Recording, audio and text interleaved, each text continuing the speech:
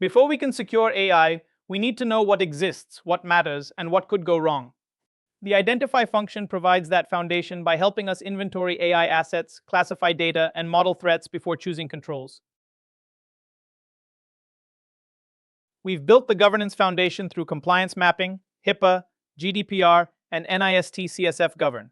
Now we move into identify, where those expectations become visibility into AI assets, sensitive data, and the threats that shape the controls that come next. In NIST CSF 2.0, identify is where AI risk management becomes concrete. Before you can protect or monitor an AI system, you need to understand what exists, how it supports the business, and where exposure lies. For AI, that baseline includes models, training data, prompts, vector stores, pipelines, APIs, vendors, and environments. Strong identification turns governance into classification, threat modeling, and control decisions. If identify is weak, every later function inherits blind spots. An AI inventory is more than a list of applications or models. It defines the full asset boundary around each AI-enabled capability, including datasets, prompts, embeddings, APIs, plugins, pipelines, vector stores, monitoring tools, vendors, and deployment environments. For each asset, capture who owns it, why it exists, what data it handles, what it depends on, and whether it creates regulatory obligations. Include prototypes and shadow AI as well, because unmanaged assets can still create real risk. Think of the model inventory as the system of record for AI models. For each one, capture the owner, business purpose, version, environment, deployment status, and risk tier. Then add supporting evidence, training and fine-tuning data, evaluation results, limitations, intended use, and whether it touches PHI, personal data, or confidential information.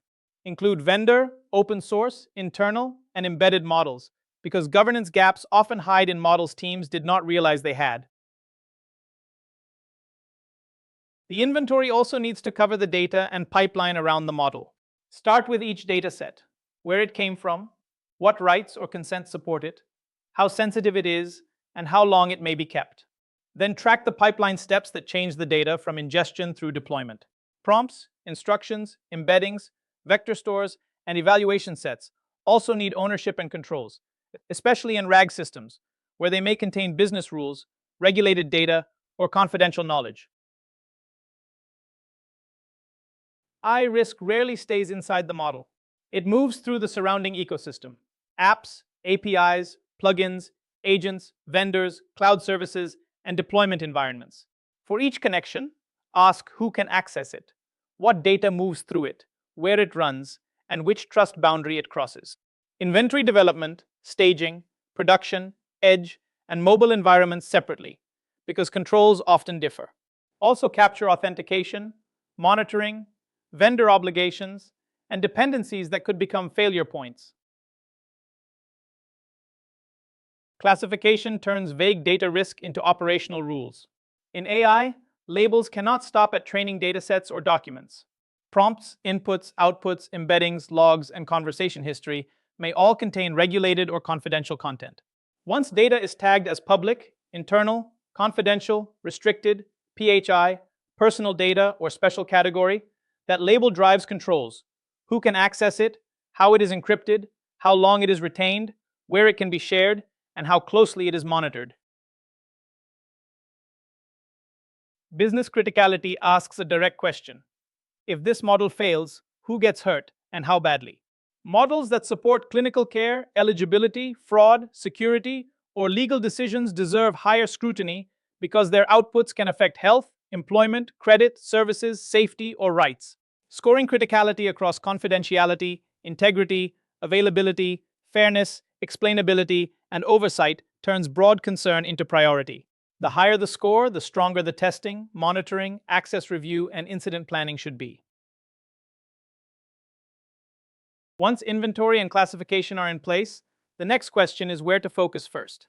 Risk tiers turn raw facts into decisions by combining what the asset is, what data it handles, how exposed it is, which regulations apply, and how critical it is to the business. High-risk systems need deeper controls, more frequent reviews, stronger evidence, and executive visibility. Lower-risk systems still need governance, but not the same intensity. What matters is that the reasoning is transparent. Threat modeling asks a practical question. How could this system be harmed or used to harm others? Start by defining scope, assets, users, data flows, trust boundaries, and assumptions. Then think like an attacker. Steal data, extract the model, evade safeguards, poison inputs, manipulate prompts, or force bad decisions. Each scenario becomes a risk to rate, reduce, monitor, and document. Revisit the model as data, prompts, controls, and use cases change. Many AI failures happen at the interaction layer, where the model meets users, apps, APIs, and tools. Picture a healthcare chatbot connected to a scheduling system and a patient knowledge base.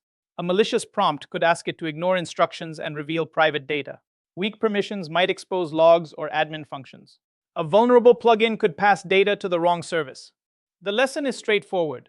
Model security must include access controls, tool limits, input filtering, monitoring, and misuse prevention. Risk is not only about prompts and outputs. The data and model layer has its own attack surface. Poisoned data can quietly change behavior or plant backdoors. Stolen models can expose intellectual property and dangerous capabilities. Inference attacks try to learn who or what was in the training set. Leakage can reveal sensitive data through responses, embeddings, or logs.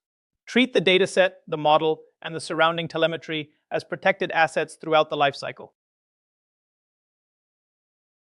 Threat modeling should not end with a diagram or a workshop note.